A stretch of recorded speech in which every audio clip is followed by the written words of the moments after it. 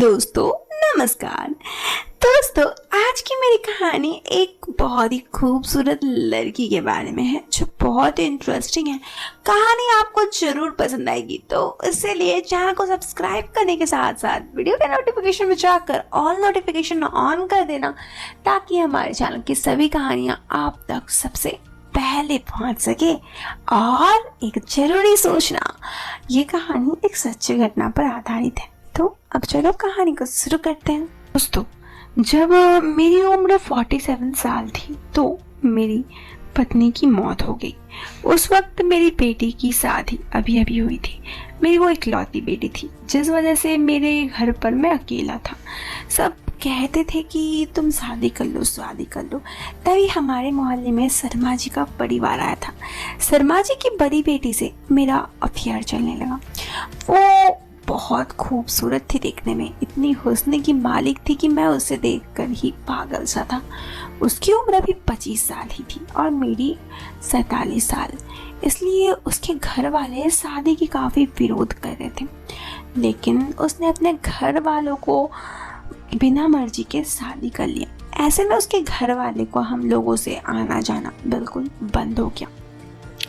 मनप्रीत उर्फ मनी से हम दोनों का रिश्ता बहुत अच्छा चला और शादी के साल भर बाद ही मुन्नी की माँ बन गई। समय के साथ सभी साथी सनी और मायके में हमारा संबंध सामान्य हो गया। मनी के मायके में उसके पिता, माँ और मनी की 5 साल छोटी हनप्रीत उर्फ हनी थी, जिसकी उम्र 20 साल थी। मनी के मायके वालों से मेरी हनी हमारे रिश्ते में सबसे ज़्यादा खिलाफ थी। हमारी शादी से पहले उनकी कई बार मनी से कहा था कि इस बुढ़े से तुमको क्या दिखता है, उससे मिलकर तुम्हें क्या मिलता है। खैर ईश्वर की कृपा से हमारी शादी भी हो गई और मुन्नी भी आ गई। हमारी शादी 4 साल बाद मनी के माता पिता 15 दिन के लिए तीर्थ यात्रा पर जाने का कार्यक्रम बनाने तो हनी हमारे घर पर छोड़ गए। हनी की उम्र 20 साल थी और दुबली पतली। मनी की अपेक्षा वो थोड़ी पतली थी, लेकिन उसका फिगर बहुत सुंदर था। हनी हमारे घर में आज दूसरा दिन था। रात में खाना खाने के बाद हम लोग टीवी देख रहे थे। मैंने कहा चलो मॉकटेल पीते हैं। मनी बोली हाँ अब हम जाएंगे नहीं, यही मंगा लो। मैंने फ़ोन कर ऑर्डर कर दिया। थोड़ी देर बाद मॉकटेल आ गया। अभी रुक कर पियेंगे कहकर मैंने फ्रिज में रख दिया और आकर टीवी देखने लगा। लेकिन मॉकटेल फ्रिज में रखने के दौरान मैंने 3 जोड़ों में थोड़ी थोड़ी विस्की मिला दी थी।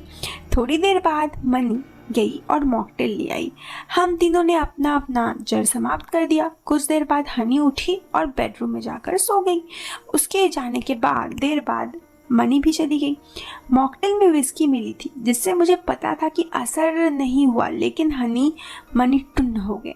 अब मैं बेडरूम में पहुंचा, एसी ऑन किया और दोनों को देखने लगा। दोनों मतलब एक तो मेरी वाइफ थी और एक मेरी वाइफ की बहन। मैंने कुछ किया तो मुझे ये पता चला कि दोनों में से दोनों यानी कि दोनों को कुछ होश नहीं था। तो मैंने एक एक करके हनी और मनी दोनों के साथ बहुत ही लुत्फ उठाए और बहुत ही इंजॉय किया। सच कहूँ तो मुझे बहुत अच्छा लगा, हनी और मनी दोनों के साथ भी। तभी अंगड़ाई लेते वक्त मेरी वाइफ मनप्रीत उठी। मैं तो बहुत ही डर गया कि अब तो मैं गया, लेकिन उसने कहा अरे वाह, वक्त किसी को नहीं छोड़ता, सबको जवाब देता है। तुमने मुझे कई बार पूछा था ना इनसे मिलकर क्या मिलता है, आज जवाब मिल गया ना। इससे मिलकर वो मिलता है जिसे पाने के लिए अच्छी खासी पढ़ी लिखी लड़की भी तैयार हो जाती है। और हाँ, अभी 10-12 दिन और यहाँ हो तुम अपने हमारे घर पे, कुछ भी स्वतंत्र करो, मुझे कोई आपत्ति नहीं है। 2 रातों से चल रही हनी कि इस तरह से मेरे सास ससुर के लौटने के बाद भी जारी रहा। कहानी में टर्न तब आया जब हनी ने मनी को बताया कि काफ़ी दिन से उसको पीरियड्स नहीं आया। दोनों डॉक्टर के पास गए तो हनी गर्भवती होने की पुष्टि हुई। मेरे और मनी का तमाम बार समझाने के बाद भी वो ऑपरेशन करने के लिए तैयार नहीं हुई और बोली मैं अपने बच्चे की जान नहीं लूँगी, क्योंकि जमाना कुछ कहता है तो कहता रहे। हम लोगों को हनी के फैसला के साथ खड़ा होना पड़ा। हनी मेरे मुन्ने की माँ बन गई। एक दिन हनी मनी और मम्मी पापा मेरे साथ बैठे थे। काफ़ी देर तक चली वार्ता के बाद तय हुआ कि कोई अच्छा लड़का मिलने तो हनी की शादी कर दी जाए। एक मैट्रिमोनियल साइट पे हनी के तलाकशुदा बताते हुए बायोडाटा डाला। कॉन्टैक्ट डिटेल मेरे ही थे, इसलिए मेरे पास फ़ोन आया। फ़ोन करने वाले ने अपना परिचय देते हुए कहा कि उनका एक बेटे है जो तलाकशुदा है। बातचीत बढ़ी तो एक दिन देखो दिखाई हुई। दोनों तरफ से पॉजिटिव आई तो अगला कार्यक्रम तय कर लिया गया और फिर बैठेंगे कहकर सब लोग विदाई लिए। अगले दिन मैं अपने ऑफिस में था तो लड़के के पापा ने फ़ोन किया और मुझसे मिलना चाहा। मैं अपने ऑफिस से बुला लिया। वो आए और बोले मैं आपसे बात करना चाहता हूँ। कल सबके सामने करना मुझे उचित नहीं लगा। मैंने कहा आप बताइए। उन्होंने बताया कि सुरजीत, उनका बेटा का तलाक इस वजह से हुआ था कि वो पिता बनने लायक नहीं था। ये बात आपको बाद में पता लगती तो गलत थी। मैंने कहा आपने अच्छा किया बता दिया। वैसे भी आपको एक बात बताने के लिए मिलना चाहता था। अच्छा हुआ आप आ गए। दरअसल बात यह है कि हनी तलाकशुदा नहीं है। उसकी शादी कभी नहीं हुई। उसकी गोद में जो बच्चा है वो मेरा है। बरसात की एक रात हम दोनों जोर जोश में खो बैठे। इसके बाद दोनों परिवार में विचार विमर्श किया और अंत में हनी की विवाह सुरजीत के साथ हो गई।